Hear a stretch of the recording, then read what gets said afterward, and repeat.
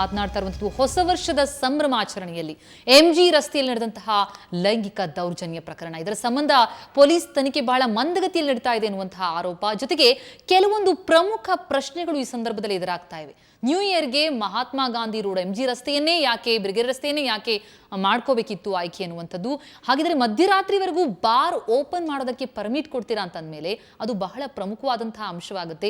ನಂತರ ಆಗುವಂತಹ ಬೆಳವಣಿಗೆಗಳಿಗೂ ಕೂಡ ಅಲ್ಲಿ ಸಮರ್ಪಕವಾದಂತಹ ರೀತಿಯಲ್ಲಿ ಜವಾಬ್ದಾರಿಯುತವಾಗಿ ಅಲ್ಲಿ ಸೇಫ್ಟಿ ಮೆಜರ್ಸ್ ಅನ್ನು ತೆಗೆದುಕೊಳ್ಳುವಂಥದ್ದು ನಿಜಕ್ಕೂ ಜವಾಬ್ದಾರಿ ಆಗಲ್ವಾ ಸರ್ಕಾರ ಮತ್ತು ಇಲಾಖೆಯದ್ದು? ಇದೆಲ್ಲ ಪ್ರಶ್ನೆಗಳಿಗೆ ಉತ್ತರ ಹುಡುಕುವಂತಹ ಯತ್ನಕ್ಕೆ ಸುವರ್ಣ ನ್ಯೂಸ್ ಮುಂದಾಗಿರುವಂಥದ್ದು. ಈ ಕುರಿತು ವಿಸ್ತೃತವಾದಂತಹ ವರದಿ ಇದೆ, ವರದಿ ನೋಡಿ ನಂತರ ಚರ್ಚಿಸೋಣ.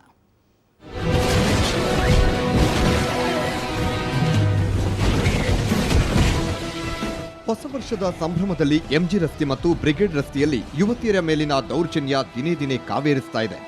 ರಾಷ್ಟ್ರ ಮತ್ತು ಅಂತಾರಾಷ್ಟ್ರೀಯ ಮಟ್ಟದಲ್ಲೂ ಸಿಲಿಕಾನ್ ಸಿಟಿಯ ರೌದ್ರಾವತಾರ ಭಾರಿ ಸದ್ದು ಮಾಡ್ತಿದೆ. ಆದರೆ ಸರ್ಕಾರ ಹಾಗೂ ಬೆಂಗಳೂರು ಪೊಲೀಸರ ಸುತ್ತಲೇ ಕೆಲವೊಂದು ಪ್ರಶ್ನೆಗಳು ಗಿರಕಿ ಹೊಡಿತಾ ಇವೆ. ಅದರಲ್ಲಿ MG ರೋಡಿನಲ್ಲಿ 2 ಗಂಟೆಯ ತನಕ ಹೊಸ ವರ್ಷ ಆಚರಣೆ ಮಾಡುವ ಅಗತ್ಯವೇ ಮೊದಲನೆಯದು. ಸಂಭ್ರಮದಲ್ಲಿ ಸೂಕ್ತ ಬಂದೋಬಸ್ತ್ ಒದಗಿಸುವುದರಲ್ಲಿ ಪೊಲೀಸರು ವಿಫಲ ಎರಡನೆಯದು. ಬೆಂಗಳೂರು ಲಾ ಅಂಡ್ ಆರ್ಡರ್ ಆಳ ಅಗಲಬಲ್ಲ ನಿವೃತ್ತ ಪೊಲೀಸ್ ಅಧಿಕಾರಿ ಟೈಗರ್ ಅಶೋಕ್ ಕುಮಾರ್ ಹೇಳೋದು ಹೀಗೆ. ಈ ಸರಿ ನನಗೆ ಅನಿಸ್ತಾ ಇದೆ, ಪೊಲೀಸ್ ಟ್ರಾನ್ಸ್ಫರು ಸೇಮ್ ಡೇ ಆಗಿರೋದ್ರಿಂದ ಹಿರಿಯ ಅಧಿಕಾರಿಗಳಲ್ಲಿ ಏನೋ ಒಂದು ಸ್ವಲ್ಪ ಮುಜುಗರನೋ ಅಥವಾ ಅವ್ರದ್ದು ಸರಿಯಾಗಿ ಸೂಪರ್ವಿಷನ್ ಮಾಡಿಲ್ಲ. DG ಕಮಿಷನರು ಬೆಳಿಗ್ಗೆ ರಾತ್ರಿ 7-8 ಗಂಟೆಗೆ ಬಂದರು, ರಾತ್ರಿ 1 ಗಂಟೆವರೆಗೂ ಇರೋದು ನಾನು ನೋಡಿದ್ದೀನಿ. ಭಾಳ ಪ್ಲ್ಯಾಂಡಾಗಿ ಮಾಡ್ತಾಯಿದ್ರು. ಇದು ಹೇಗೆ ಫೇಲ್ಯೂರ್ ಆಗಿದೆ ಅನ್ನೋದು ನಾನು ನೋಡಬೇಕು. ಈ ಘಟನೆ ಸಂಬಂಧ ಬಿಜೆಪಿ ನಾಯಕಿ ತೇಜಸ್ವಿನಿ ರಮೇಶ್ ಕೂಡ ರಿಯಾಕ್ಟ್ ಮಾಡಿದ್ದಾರೆ. ಪಾಶ್ಚಿಮಾತ್ಯ ಸಂಸ್ಕೃತಿ ಅಳವಡಿಕೆ ಹಾಗೂ ತಡರಾತ್ರಿ ಯುವತಿಯರ ಉಡುಗೆಯನ್ನೇ ಪ್ರಶ್ನಿಸಿದ್ದಾರೆ. ಮತ್ತು ಒಂದು ಹೆಣ್ಣುಮಗುವಿಗೆ ರೆಸ್ಪಾನ್ಸಿಬಲ್ ಡ್ರೆಸ್ಸಿಂಗ್ ಅಂತ ನಾನು ಕರಿತೀನಿ ಅದನ್ನು. ಅವಳಿಗೆ ಗೊತ್ತಿರುತ್ತೆ ನಾವು ಹೊರಗಡೆ ಹೋದಾಗ ಫ್ಯಾಷನ್ ಓಕೆ, ಅದು ನಿನ್ನ ಮಾನಹಾನಿಗೆ ಮತ್ತು ನಿನ್ನ ರಕ್ಷಣೆಗೆ ಕುತ್ತಾಗಬಾರ್ದು. ಪೊಲೀಸ್ನವರು ಪ್ರತಿ ಗಲ್ಲಿಯಲ್ಲೂ ಬಂದು ಪ್ರತಿ ವ್ಯಕ್ತಿಗೂ ಪೊಲೀಸಿಂಗ್ ಮಾಡೋದಕ್ಕೆ ಸಾಧ್ಯ ಇಲ್ಲ. ನಾವೊಂದು ಗ್ರೂಪ್ನಲ್ಲಿ ಹೋಗ್ತಕ್ಕಂಥದ್ದು ಮತ್ತು ನಮ್ಮ ರಕ್ಷಣೆ ನಾವು ಮಾಡ್ಕೊಳ್ಳೋಕ್ಕೆ ಸಾಧ್ಯತೆ ಇರಬೇಕು. ಅದು ಮಿತಿಮೀರಿ ಹೋದಾಗ ನಮ್ಮ ಪೊಲೀಸ್ ವ್ಯವಸ್ಥೆಯನ್ನು ಅಪ್ರೋಚ್ ಮಾಡ್ತಕ್ಕಂಥದ್ದು. ಆದರೆ ಹೊಸ ವರ್ಷ ಆಚರಣೆ ಈಗಿನ ಕಾಲಘಟ್ಟದಲ್ಲಿ ತಪ್ಪೇನಿಲ್ಲ ಅನ್ನೋದು ನಟಿ ಹಾಗೂ ಕಾಂಗ್ರೆಸ್ ನಾಯಕಿ ಭಾವನಾ ಪ್ರತಿಕ್ರಿಯೆ. ಅಲ್ಲದೆ ಯುವತಿ ಅಥವಾ ಮಹಿಳೆ ತಮ್ಮನ್ನು ತಾವು ಕಾಪಾಡಿಕೊಳ್ಳುವಷ್ಟು ಸಬಲಿಯಾಗಿರಬೇಕು ಅನ್ನೋದು ಇವರ ಅನಿಸಿಕೆ. ಬಟ್ ಈ ಥರದ ಘಟನೆಗಳು, ಕಹಿ ಘಟನೆಗಳು ನಡೆದಾಗ ಆಗೊಂಥರ ಅನಿಸುತ್ತೆ, ಈ ಥರದ್ದೆಲ್ಲ ಮಾಡಬೇಕಾ, ಯಾಕೆ ಮಾಡಬೇಕು ಈ ಥರದ್ದು ಅಂತ ಹೇಳಿಬಿಟ್ಟು. ಯಾಕೆ ಮಾಡಬೇಕು ಅನ್ನೋಕ್ಕಿಂತ ಹೆಚ್ಚಾಗಿ ಈ ಥರ ಕಲ್ಚರ್ ತುಂಬ ಒಳ್ಳೆಯದು. And it's very global and we been like that. ಯಾವಾಗಲೂ ಬ್ಯಾಂಗ್ಳೂರಿಯನ್ಸ್ ಅಂತ ಹೇಳಿದ್ರೆ we been always global. So celebration is good, but police ಅವರು ಒಂದು ಸ್ವಲ್ಪ mostly they have to plan it well ಅಂತ ಅನ್ಸುತ್ತೆ. ಅದೇನೇ ಇರಲಿ, ಹೊಸ ವರ್ಷ ಆಚರಣೆ ಸರಿಯೋ ತಪ್ಪೋ ಅನ್ನೋದು ಪ್ರಮುಖವಲ್ಲ. ಮಧ್ಯರಾತ್ರಿ ರಂಗೀನ್ ದುನಿಯಾ ತೆರೆದುಕೊಳ್ಳೋ ಮಹಾತ್ಮ ಗಾಂಧಿ ರಸ್ತೆ ಹಾಗೂ ಬ್ರಿಗೇಡ್ ರಸ್ತೆಗೆ ಯುವತಿಯರು ಬರೋದು ಯಾಕೆ? ಮಧ್ಯಾರಾಧನೆಗೆ ಅವಕಾಶ ಕೊಟ್ಟ ಮೇಲೆ ಭದ್ರತೆ ಒದಗಿಸುವ ಕೆಲಸ ಪೊಲೀಸರು ಯಾಕೆ ಮಾಡಲಿಲ್ಲ? ಒಂದು ವೇಳೆ ಭದ್ರತೆ ಕೊಟ್ಟ ಮೇಲೆ ಅಸಹಾಯಕರಾಗಿ ನಿಂತಿದ್ದೇಕೆ ಅನ್ನೋ ಪ್ರಶ್ನೆಗಳಿಗೆ ರಾಜ್ಯ ಸರ್ಕಾರ ಹಾಗೂ ಬೆಂಗಳೂರು ಪೊಲೀಸರೇ ಉತ್ತರ ಕೊಡಬೇಕಿದೆ. ಪ್ರಿಯಾಂಕಾ ತಳವಾರ, ಸುವರ್ಣ ನ್ಯೂಸ್, ಬೆಂಗಳೂರು. ಹೊಸ ವರ್ಷದ ಸಂಭ್ರಮ ಅಂದಾಕ್ಷಣ ಒಂದು ರೀತಿಯಲ್ಲಿ ಅಲಿಖಿತವಾಗಿ ಅದು MG ರಸ್ತೆ ಅನ್ನೋ ರೀತಿಯಲ್ಲಿ ಆಗಿದೆ. ಬೆಂಗಳೂರಿನಲ್ಲಿ MG ರಸ್ತೆ, ಬ್ರಿಗೇಡ್ ರಸ್ತೆ ಅಂತ ಅನ್ನೋದು ಓಕೆ, ಸಂಭ್ರಮ ಆಚರಿಸೋದ್ರಲ್ಲಿ ಯಾವುದೇ ರೀತಿಯ ತಪ್ಪಿಲ್ಲ. ಆದರೆ ಸಂಭ್ರಮಕ್ಕೆ ಅವಕಾಶವನ್ನ ಕಲ್ಪಿಸಿಕೊಟ್ಟು ಅಲ್ಲಿ ಸಮರ್ಪಕವಾದಂತಹ ಭದ್ರತಾ ವ್ಯವಸ್ಥೆಯನ್ನು ಕೊಡುವಲ್ಲಿ ವಿಫಲವಾಯ್ತಾ ಹಾಗಿದ್ರೆ ಪೊಲೀಸ್ ಇಲಾಖೆ? ಯಾರದ್ದು ತಪ್ಪು ಅನ್ನುವಂತಹ ಪ್ರಶ್ನೆ ಮೂಡುತ್ತೆ. ನಿಜಕ್ಕೂ ಕೇಳಬೇಕಾಗುತ್ತೆ ರೂಪಾ ಮೇಡಮ್, ತಮ್ಮ ಪ್ರಕಾರ ಏನನ್ಸುತ್ತೆ, ಎಲ್ಲಿ ತಪ್ಪಿದ್ದು ಅಂತ? ಯಾಕಂದ್ರೆ ಬಹಳ ಪ್ರಮುಖ ಅಂಶ ಅಲ್ಲಿರುವಂಥದ್ದು MG ರಸ್ತೆಯಲ್ಲಿ ಸಂಭ್ರಮಾಚರಣೆ ನಡೆಯುತ್ತೆ ಅಂತ ಗೊತ್ತು. ಅದಕ್ಕಾಗಿ ಅತಿ ಹೆಚ್ಚಿನ ಸಂಖ್ಯೆಯಲ್ಲಿ ಪೊಲೀಸರ ನಿಯೋಜನೆ ಆಗಬೇಕಾಗತ್ತೆ, ಆಗಿದೆ. ಹಾಗಿದ್ದೂ ಕೂಡ ಇಂತಹ ಘಟನೆಗಳು ನಡೆಯುತ್ತೆ ಅಂತಂದ್ರೆ ಬಹಳ ಶೇಮ್ ಅನ್ಸುತ್ತೆ. ನೋಡಿ, ಈ ಘಟನೆಗೆ ಬರೋಕ್ಕೆ ಮುಂಚೆ let us congratulate Bengaluru police for ಇದು ಕಮ್ಮನಹಳ್ಳಿ ಇನ್ಸಿಡೆಂಟಲ್ಲಿ 4 ಜನನ ಮುಖ್ಯ ಆರೋಪಿಯನ್ನು ಸೆರೆ ಹಿಡಿದಿದ್ದಾರೆ. ಸುವೋಮೋಟೋ ಆ CCTVಯಲ್ಲಿ ಕಂಡು ಬಂದ ತಕ್ಷಣ ಸುವೋಮೋಟೋ ಕೇಸ್ ತಗೊಂಡು ಮಾಡಿದ್ದಾರೆ. So they are capable. Let us congratulate them. ಒಳ್ಳೆ ಕೆಲಸ ಮಾಡಿದಾಗ ನಾವು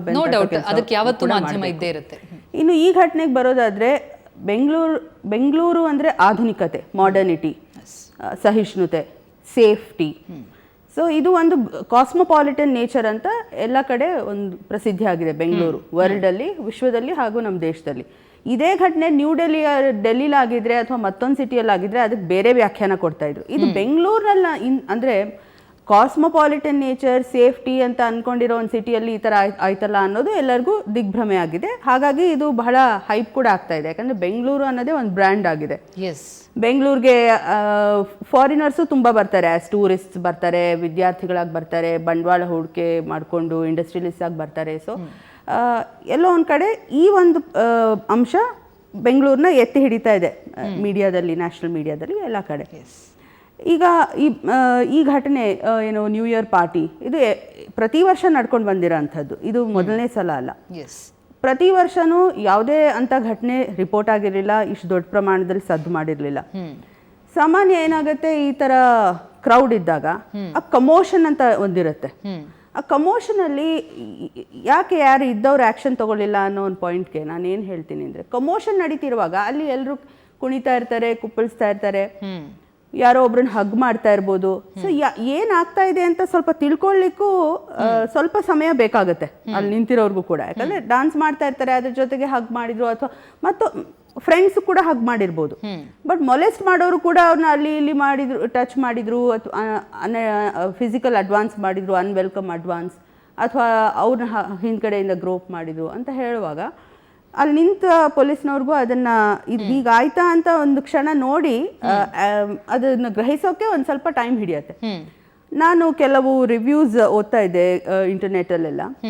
ಅಲ್ಲಿ ಒಬ್ರೇನು ಹೇಳ್ತಾರೆ, ಆ ಬ್ರಿಗೇಡ್ ರೋಡಲ್ಲಿರೋ ಅಂಗಡಿಯ ಒಬ್ಬ ಮಾಲೀಕರು ಆ ಆರ್ಟಿಕಲ್ ಕೊಟ್ಟಿರೋ ಹಾಗೆ, ನಮಗೇನು ಹಾಗೆ ಅನಿಸ್ಲಿಲ್ಲ, ಎಲ್ಲರೂ ಪ್ರತಿ ವರ್ಷ ನಡೆಯೋ ಹಾಗೆ ಎಲ್ಲರೂ ಸಂಭ್ರಮದಿಂದ ಆಚರಣೆ ಮಾಡ್ತಿದ್ರು, ಡಾನ್ಸ್ ಮಾಡ್ತಿದ್ರು, ಯಾರು ಪಾರ್ಟ್ನರ್ಸ್ ಇದ್ರು ಅವ್ರು ಹಗ್ ಮಾಡ್ತಿದ್ರು ಅಂತ ತಿಳಿಸಿದ್ದಾರೆ.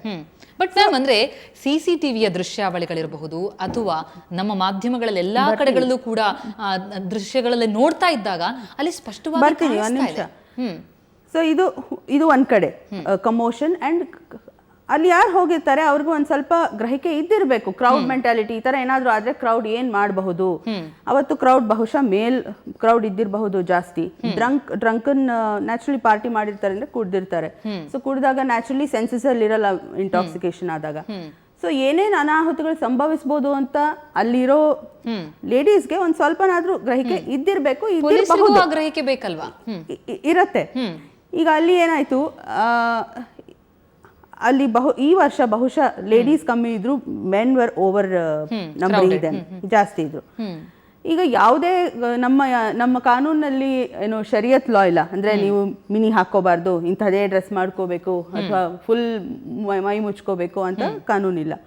ಎಲ್ಲೂ ಕೂಡ ಮಹಿಳೆಯರು ನೀವು ಇಷ್ಟ ಹೊತ್ತಾದ್ಮೇಲೆ ಹೋಗ್ಬಾರ್ದು ಅಂತ ಕಾನೂನಿಲ್ಲ, ಮಹಿಳೆಯರು ಡ್ರಿಂಕ್ಸ್ ಮಾಡಬಾರ್ದು ಅಂತ ಕಾನೂನಿಲ್ಲ. ಸೊ ಹೀಗಿಲ್ಲದೆ ಇದ್ದಾಗ ಅದು ನಮ್ಮ ಸಂಸ್ಕೃತಿ ಇರ್ಲಿ ಬಿಡ್ಲಿ, ಭಾರತೀಯ ಸಂಸ್ಕೃತಿ ಇರ್ಲಿ ಬಿಡ್ಲಿ, ಇಲ್ಲಿ ಸಂಸ್ಕೃತಿ ಪ್ರಶ್ನೆ ಬರೋದಿಲ್ಲ. Law of the land is supreme. ನಾವೆಲ್ಲರೂ ಅದಕ್ಕೆ ತಲೆಬಾಗಬೇಕು. ಕಾನ್ಸ್ಟಿಟ್ಯೂಷನ್ ಪ್ರತಿಪಾದಿಸೋದು ಕೂಡ ಫ್ರೀಡಮ್, ಈಕ್ವಾಲಿಟಿ ಮತ್ತೆ ಜಾತ್ಯತೀತತೆ. ಸೊ ಹಾಗಾಗಿ ನಾವಿಲ್ಲಿ ನನ್ನ ಕಲ್ಚರ್ ನೀನ್ ಯಾಕೆ ಮಾಡಲಿಲ್ಲ ಅನ್ನೋದು, ಅಥವಾ ನೀವು ಮಿನಿ ಹಾಕೊಂಡ ತಕ್ಷಣ ನಿಮ್ಮ ಜೊತೆ ನಾವು ಏನಾದ್ರೂ ಮಾಡ್ಬೋದು, ಅಥವಾ ನೀವು ಹೊರಗಿನವ್ರು ಆದ ತಕ್ಷಣ, ಅಂದ್ರೆ ಹೊರ ರಾಜ್ಯದವ್ರು ಆದ ತಕ್ಷಣ ಅಥವಾ ಹೊರ ದೇಶದವ್ರು ಆದ ತಕ್ಷಣ ನೀವು ಏನಾದ್ರೂ ಸಹಿಸ್ಕೋತೀರಿ, ನಾವು ನಿಮ್ಮ ಜೊತೆ ಏನಾದ್ರೂ ಮಾಡ್ಕೋಬಹುದು ಅನ್ನೋ ಒಂದು ಮೆಂಟಾಲಿಟಿ ಮೊದಲು ಎಲ್ಲರಲ್ಲಿ ಹೋಗ್ಬೇಕು. ಅಂತವ್ರು ಏನ್ ಬೇಕಾದ್ರೂ ಸಹಿಸ್ಕೋತಾರೆ ಅಥವಾ ಅವ್ರಿಗೆ ಏನ್ ಮಾಡಿದ್ರು ಅವ್ರಿಗೆ ಇಷ್ಟ ಆಗತ್ತೆ ಅನ್ನೋ ಒಂದು ಮೆಂಟಾಲಿಟಿ ಯುವಕರು ಅದನ್ನ ತಿದ್ಕೋಬೇಕು. ಎಲ್ಲೋ ಒಂದ್ ಕಡೆ ವಿಪರ್ಯಾಸ ಅಂದ್ರೆ ನಾವು ಆಧುನಿಕತೆ ಕಡೆ ಹೋಗ್ತಾ ಇದೀವಿ, ನಾವು ಎಲ್ಲ ಆಧುನಿಕ ಗ್ಯಾಡ್ಜೆಟ್ಸ್ ತಗೋತೀವಿ, ವೆಸ್ಟರ್ನ್ ಸ್ಟೈಲ್ ಎಷ್ಟೋ ಕಡೆ ನಾವು ಈಗ ಇದು ಕುಣಿದು ಕುಪ್ಪಳಿಸೋದು ಕೂಡ ವೆಸ್ಟರ್ನ್ ಕಲ್ಚರ್, ಅದನ್ನ ನಾವು ಪ್ರತಿಪಾದಿಸ್ತೀವಿ, ಅದನ್ನ ಫಾಲೋ ಮಾಡ್ತೀವಿ. ಆದ್ರೆ ಅಲ್ಲೇ ಒಂದ್ ಕಡೆ ಮನೋಭಾವ ನಾವು ತಿದ್ಕೊಳ್ಳಲ್ಲ. ಅಂದ್ರೆ ಎಲ್ಲರೂ ನಮ್ ತರನೇ ಜೀವಿಗಳು, ನಾವು ಅವ್ರಿಗೆ ಇಷ್ಟ ಇಲ್ಲ ಅಂದ್ರೆ ನಾವು ಅದನ್ನ ಮಾಡಬಾರ್ದು ಅಥವಾ ನಾವು ಯಾವುದೇ ಅವ್ರನ್ನ ಕೆಣಕಬಾರ್ದು. If it is a welcome, ಇದು ವಿ ಡೋಂಟ್, ಯಾರು ಕೂಡ ಪ್ರಶ್ನೆ ಬರೋದೇ ಇಲ್ಲ. ಸೊ ಅದಿಲ್ಲದೆ ಇದ್ದಾಗ ನಾವು ಮತ್ತೊಬ್ಬರ ಫ್ರೀಡಮ್ಗೆ ಅಡ್ಡಿಪಡಿಸಬಾರ್ದು, ಅವರ ಮೇಲೆ ಎರಗ್ ಹೋಗ್ಬಾರ್ದು ಅನ್ನೋ ಒಂದು ಮೆಂಟಾಲಿಟಿ ಯಾಕೆ ಬರ್ತಾ ಇಲ್ಲ? ಎಲ್ಲೋ ಒಂದ್ ಕಡೆ ಇದು ಒಂದು ಲ್ಯಾಗ್, ಒಂದು ಡಿಫ್ರೆನ್ಸ್. ಒಂದ್ ಕಡೆ ತೀರಾ ಆಧುನಿಕತೆ, ಒಳ್ಳೊಳ್ಳೆ ಗ್ಯಾಡ್ಜೆಟ್ಸ್, ಒಳ್ಳೊಳ್ಳೆ ಕಾರ್ಸ್, ನಾವು ಒಳ್ಳೊಳ್ಳೆ life style, western life style. But ಇನ್ನೊಂದ್ ಕಡೆ ಸಂಕುಚಿತ ಮನೋಭಾವ, ಇದು ನಾವು ಸೊಸೈಟಿಯಲ್ಲಿ ಟ್ಯಾಕಲ್ ಮಾಡಬೇಕಾಗತ್ತೆ. ಯಾಕಂದ್ರೆ ಪೊಲೀಸ್ ಆಕ್ಷನ್ ಡೆಫಿನೆಟ್ಲಿ ಡಿಟರೆಂಟ್ ಇರುತ್ತೆ. ಅಂದ್ರೆ ನಾವು ಏನೇ ಆಕ್ಷನ್ ಮಾಡಿದ ತಕ್ಷಣ ಅದು ಒಂದು ಬೇರೆಯವ್ರಿಗೆ ಸಂದೇಶ ಕಳ್ಸುತ್ತೆ, ಈ ತರ ಮಾಡಬಾರ್ದು, ಕೇಸ್ ಆಗುತ್ತೆ, ಅರೆಸ್ಟ್ ಆಗ್ತೀವಿ ಅಂತ. ಆದ್ರೆ ಅದು ಅದು ಸಂಪೂರ್ಣ ಹೋಗ್ಬೇಕು, ಮತ್ತೆ ಅಲ್ಲ, ಒಪ್ಕೊಳ್ಳೋಣ ಮೇಡಮ್. ಅಂದ್ರೆ ಮನಸ್ಥಿತಿ ಬದಲಾಗಬೇಕು, ಅದನ್ನ ಒಪ್ಕೊಳ್ಳೇಬೇಕು ಖಂಡಿತವಾಗ್ಲೂ. ಅಲ್ಲೇ ಸಮಾಜವನ್ನ ತಿದ್ಲಿಕ್ಕೆ ಸಾಧ್ಯ. ಅಲ್ಲಿ ಇದ್ದವ್ರಿಗೆ ಬಹುಶಃ ಏನಾಗಿರ್ಬಹುದು ನನ್ನ ಅಭಿಪ್ರಾಯದ ಪ್ರಕಾರ, ಪೊಲೀಸರು ನಿಂತಿದ್ರು. ಸೊ ಅಲ್ಲಿ ಕೆಲವು ಮಹಿಳೆಯರು ಬಂದರು ಅವ್ರ ಹತ್ರ. ಅವರು ಏನಾಯಿತು ಅಂತ ಕೇಳಿರ್ತಾರೆ. ಪೊಲೀಸ್ ಬಹುಶಃ ಅವರು ಒಂದೇ ಕಡೆ ನಿಂತಿದ್ರು, ಅಲ್ಲಿ ಮಧ್ಯದಲ್ಲಿ ಇರಲಿಲ್ಲ. ಬಹುಶಃ ಕ್ರೌಡ್ ಮಧ್ಯದಲ್ಲಿ ಪೊಲೀಸ್ನವರು ಇರಲಿಲ್ಲ, ಎಲ್ಲೋ ಒಂದು ಕಡೆ ಎಂಡ್ ಆಫ್ ದ ರೋಡಲ್ಲಿ ನಾವು ವಿಜುವಲ್ಸ್ ನೋಡಿದ ಹಾಗೆ ಕಾಣ್ತಾ ಇದ್ದಾರೆ, ಎಲ್ಲ ಗುಂಪಿನಲ್ಲಿ ನಿಂತಿದ್ರು. ಸೊ ಅವ್ರು ಹಾಗೆ ಬಂದಾಗ ಕೆಲವರು ಲಾಠಿ ಬೀಸಿದ್ದು ಕೂಡ ನೀವೇ ತೋರಿಸಿದ್ದೀರಾ ಚಿತ್ರ. ಲಾಠಿ ಬೀಸಿದ್ದಾರೆ, ಬಟ್ ಆ ಲಾಠಿ ಬೀಸಿದ್ದಕ್ಕೆ ಅಲ್ಲಿ ಹುಡುಗರು ತುಂಬಾ ಉದ್ರೇಕಗೊಂಡಿದ್ರು, ಇಂಟಾಕ್ಸಿಕೇಟ್ ಆಗಿದ್ರು, ಮತ್ತು ತುಂಬಾ ಸಂಖ್ಯೆಯಲ್ಲಿದ್ರು. ಅವ್ರು ಅದನ್ನ ಲೆಕ್ಕಿಸ್ಲಿಲ್ಲ. ಅವರನ್ನ ಮುಂಚೆಯಿಂದಾನೇ ಆಯಕಟ್ಟಿನ ಸ್ಥಳಗಳಲ್ಲಿ ಎಲ್ಲ ನೂಕಂಡ್ ಕಾರ್ನರ್ ಅಲ್ಲಿ ವಿಸಿಬಿಲಿಟಿ ಆಫ್ ಪೊಲೀಸ್ ಇದ್ದಿದ್ರೆ ಬಹುಶಃ ತಡೆ ಹಿಡಿಬಹುದಿತ್ತು ಅಂತ ಇಲ್ಲಿ. ಅಲ್ಲ, ಎಲ್ಲೋ ಒಂದು ಕಡೆ ಅಂದ್ರೆ ಆ ಭಯ ಇಲ್ಲ ಅಲ್ಲಿ ಇದ್ದಂತವ್ರಿಗೆ. ಯಾರಿಗೂ ಪೊಲೀಸರು ಇದ್ದಾರೆ, ಹೌದು, ತಾವು ಏನೇ ಕೃತ್ಯಗಳನ್ನ ಮಾಡಿದ್ರು ಅದು ನಿಜಕ್ಕೂ ಕೆಲವು ಸತಿ ಏನಾಗುತ್ತೆ, ಈ ತರ ಲಾಠಿ ಬೀಸಿದಾಗ ಅವರು ನೀವೇನೋ ಈಗ ಈ ಸೈಡ್ ಆಫ್ ದ ಸ್ಟೋರಿ ತಗೊಂಡಿದ್ದೀರಾ, ಈ ತರ ಮೊಲೆಸ್ಟೇಷನ್ ಆಯ್ತು, ಓಕೆ. ಕೆಲಸತಿ ಆ ಮೊಲೆಸ್ಟೇಷನ್ ಆಗಿದೆ ಅನ್ನೋದೇ ಹೊರಗೆ ಬರೋದಿಲ್ಲ ಸ್ಟೋರಿ. ಆಗೇನಾಗತ್ತೆ, ಅಲ್ಲಿದ್ರ ಅಮಾಯಕರ ಮೇಲೆ ಪೊಲೀಸರು ವಿನಾಕಾರಣ ಲಾಠಿ ಬೀಸಿದ್ರು, ಇದ್ದಿದ್ದ ಮೂಡ್ ಸ್ಪಾಯ್ಲ್ ಮಾಡಿದ್ರು, ನೀವು ಸುಮ್ನೆ ಎಂಜಾಯ್ ಮಾಡ್ತಿದ್ದವ್ರಿಗೆ ಏನೋ ಲಾಠಿ ಹೊಡೆದ್ರು ಅನ್ನೋ ಕೆಲವು ವರ್ಷನ್ ಕೂಡ ಬರತ್ತೆ. ಸೊ ಹಾಗಾಗಿ ಎಷ್ಟೋ ಕಡೆ ನಾವು ನಮ್ policing job is like a tight rope walk, ಹಗ್ಗದ ಮೇಲೆ ನಡೆದಾಗೆ. ಆ ತರ ಅಲಿಗೇಷನ್ಸ್ ಬಂದಾಗ ನಾವು ಏನಾಗ್ತದೆ, ಸಾಮಾನ್ಯ ಅಲ್ಲಿ ಸ್ಪಾಟ್ ನಲ್ಲಿ ಇದ್ದವರೇ ಡಿಸಿಷನ್ ತಗೋಬೇಕು. ಎಲ್ಲೋ ಮೇಲೆ ಕುತ್ಕೊಂಡವರು, ದೂರದಲ್ಲಿ ಕುತ್ಕೊಂಡವರು ಏನಾಗ್ತಿದೆ ಅಂತ ನೋಡಿ ಈಗ ಲಾಠಿ ಚಾರ್ಜ್ ಮಾಡು ಅಥವಾ ಈಗ ಮಾಡಬೇಡ ಅಂತ ಹೇಳೋಕ್ಕಾಗಲ್ಲ. ನಮ್ಮ ಕ್ರಿಮಿನಲ್ ಪ್ರೊಸೀಜರ್ ಕೋಡ್ ಪ್ರಕಾರ ಯಾರು ಸ್ಪಾಟ್ ಅಲ್ಲಿ ಇರ್ತಾರೆ ಅವ್ರು ಡಿಸಿಷನ್ ತಗೋಬೇಕು, ಈಗ ಲಾಠಿ ಬೀಸ್ಬೇಕೋ ಇಲ್ವೋ, ಬೀಸಿದ್ರೆ ಎಷ್ಟು ಬೀಸ್ಬೇಕು ಅನ್ನೋ ಬಗ್ಗೆ, ಈವನ್ ಮೆಜರ್ಮೆಂಟ್ ಆಫ್ ಫೋರ್ಸ್ ಕೂಡ ಎಷ್ಟು ಬಳಸಬೇಕು ಅನ್ನೋ ಬಗ್ಗೆ. ಅದನ್ನ ಎಲ್ಲೋ ಕಡೆ ಕೆಲವೊಮ್ಮೆ ಆ ಕ್ಷಮತೆ ನಮ್ಮ ಕೆಳವರ್ಗದ ಪೊಲೀಸ್ ಅಂದ್ರೆ ಕೆಳ ರ್ಯಾಂಕ್ಸ್ ಸಿಬ್ಬಂದಿಯಲ್ಲಿ ಆ ಕ್ಷಮತೆ ಕಮ್ಮಿ ಆಗತ್ತೆ. ಯಾಕಂದ್ರೆ ನಾವು ಅವ್ರಿಗೆ ಆ ಫ್ರೀಡಮ್ ಕೊಡೋದಿಲ್ಲ. ಏನಾಗತ್ತೆ, ಲಾಠಿ ಬೀಸಿದಾಗ ಈ ತರ ಏನೋ ಸ್ಟೋರಿ ಬಂದ್ಬಿಡುತ್ತೆ, ಸುಮ್ನೆ ಅನಗತ್ಯವಾಗಿ ಬ್ರೂಟಲೈಸ್ ಮಾಡಿದ್ರು, ಪೊಲೀಸ್ ಹಿಂಸಾಚಾರ. ಮೇಡಮ್, ಅಂದ್ರೆ ಎಲ್ಲೋ ಒಂದು ಕಡೆ ಪೊಲೀಸರು ಹಾಗಿದ್ರೆ ಕೆಲವು ಅಲಿಗೇಷನ್ಸ್ ಗಳು ಬರಬಹುದು ಅನ್ನೋದಕ್ಕೆ ಹೆದರಿ ಬಿಟ್ರ. ಅಂದ್ರೆ ಅವರ ಕರ್ತವ್ಯವನ್ನ ಮಾಡುವಂತಹ ಸಂದರ್ಭದಲ್ಲಿ ಅವರನ್ನ ಯಾವುದು ತಡೆ ಹಿಡಿತು? ಅಲ್ಲಿ ಸುತ್ತಮುತ್ತಲೂ ಕೂಡ ಪೊಲೀಸರು ಇದ್ದೂ ಕೂಡ ಇಂತಹ ಕೃತ್ಯಕ್ಕೆ ರಾಜಾರೋಷವಾಗಿ ಅಲ್ಲಿದ್ದಂತಹ ಯುವಕರು ಕಾಮಕರು ಅಂತ ಕರಿಬೇಕಾಗತ್ತೆ, ಎಲ್ಲರೂ ಕೂಡ ಅಲ್ಲ, ಆದ್ರೆ ಅಂತಹ ಕೃತ್ಯದಲ್ಲಿ ತೊಡಗಿದಂತಹ ಕಾಮಕರು ಏನಿರ್ತಾರೆ ಅವರಿಗೆ ಒಂದು ರೀತಿಯಲ್ಲಿ ಚೂಟ್ ಬಿಟ್ಟಾಗೆ ನೀವು ಏನ್ ಬೇಕಾದ್ರೂ ಮಾಡ್ಕೊಳ್ಳಿ ಅನ್ನುವಂತಹ ಒಂದು ಆ ಮನಸ್ಥಿತಿ ಬಂದಿದ್ದೇ ಹಾಗಿದ್ರೆ ಅಲ್ಲಿದ್ದಂತಹ ಪೊಲೀಸರು ಸಮರ್ಪಕವಾಗಿ ಅವರ ಮೇಲೆ ನಿಗಾ ಇಡದೇ ಇದ್ದ ಪಕ್ಷದಲ್ಲ. ಎಲ್ಲಾಯ್ತು ತಪ್ಪು?